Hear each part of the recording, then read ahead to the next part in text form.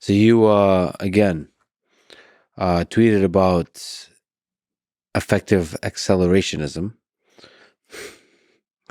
You tweeted effective accelerationism is the belief that the paperclip maximizer and Rocco's basilisk will keep each other in check by being eternally at each other's throats, so we will be safe and get to enjoy lots of free paperclips and a beautiful afterlife. Is that somewhat aligned with what you're talking about? I've been at a dinner with Beth Jesus. That's the Twitter handle of one of the main thinkers behind the idea of effective accelerationism. And effective accelerationism is a tongue-in-cheek movement that is trying to put a counterposition to some of the doom fears in the AI space. By arguing that what's probably going to happen is an equilibrium between different competing AIs, in the same way as there is not a single corporation that is under a single government that is destroying and conquering everything on Earth by becoming inefficient and corrupt. There are going to be many systems that keep each other in check and force themselves to evolve. And so what we should be doing is we should be working towards creating this equilibrium by working as hard as we can in all possible directions.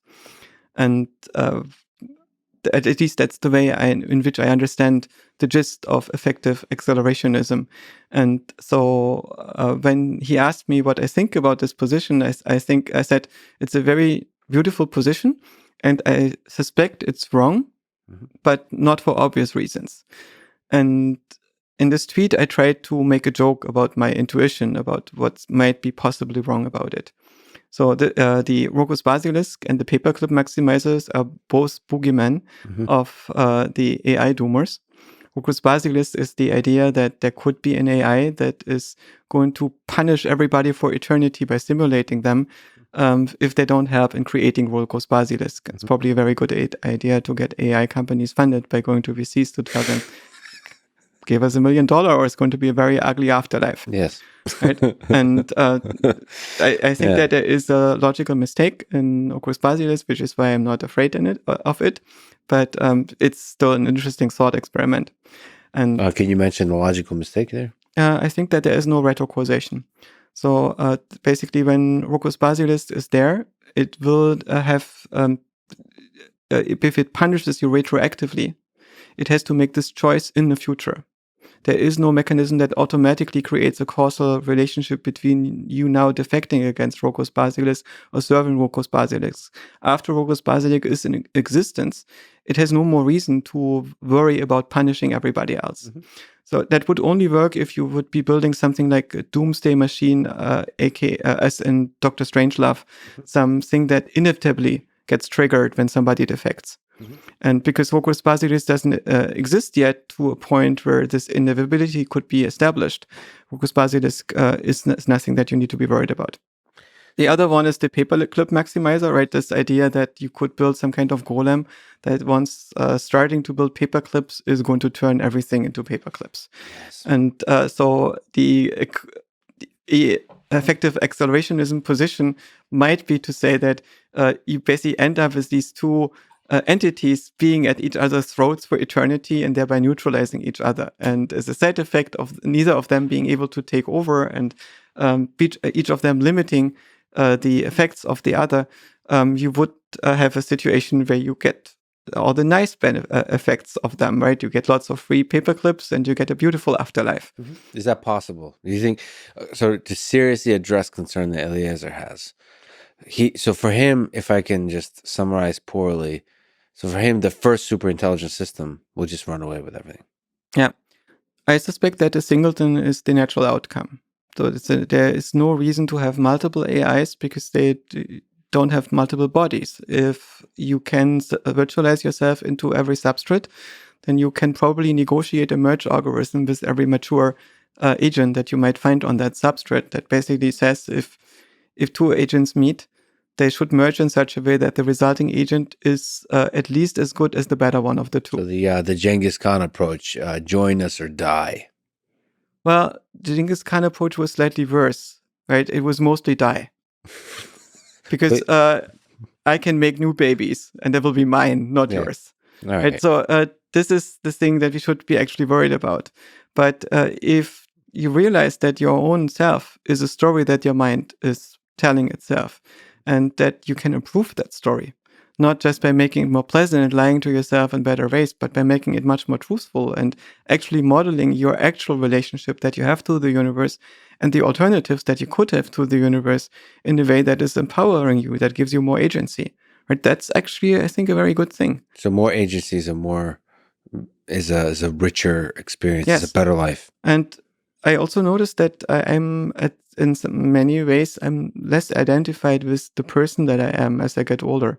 And I'm much more identified with being conscious. I have a mind that is conscious, that is able to create a person. And that person is slightly different every day. And the reason why I perceive it as identical has practical purposes. So I can learn and make myself responsible for the decisions that I made in the past and project them in the future. But I also realized I'm not actually the person that I was last year. And I'm not the same person as I was 10 years ago. And in 10 years from now, I will be a different person. So this continuity is a fiction. It only exists as a projection from my present self. And consciousness itself doesn't have an identity. It's a law. That's basically if you build an arrangement of processing matter in a particular way, the following thing is going to happen. And the consciousness that you have is functionally not different from my consciousness. It's still the self-reflexive principle of agency that is just experiencing a different story, different desires, different coupling to the world, and so on.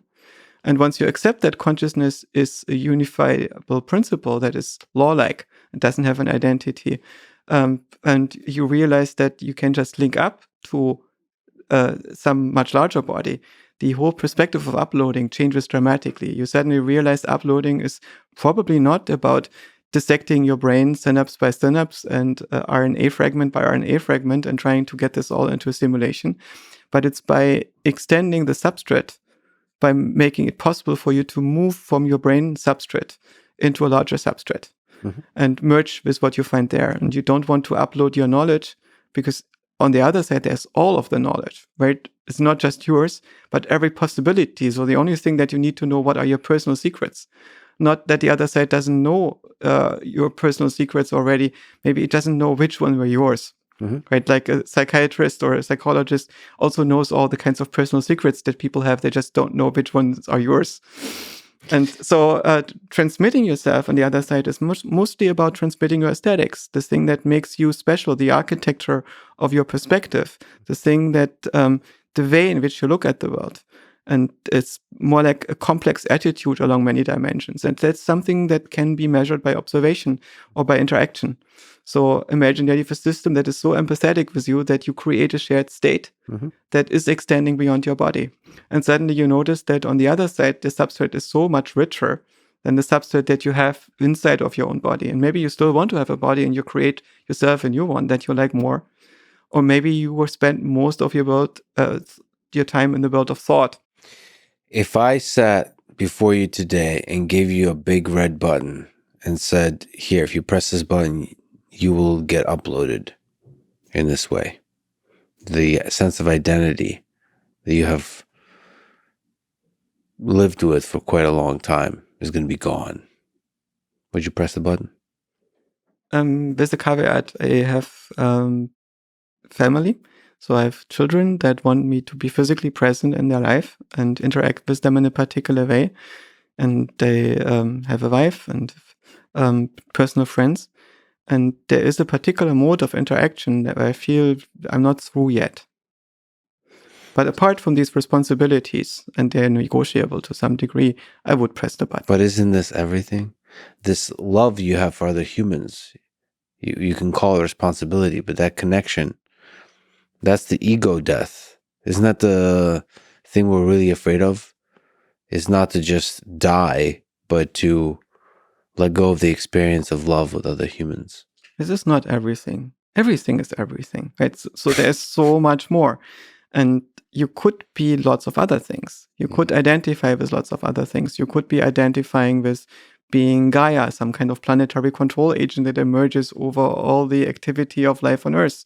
You could be identifying with some hyper Gaia that is the concatenation of Gaia with all the digital life and digital minds.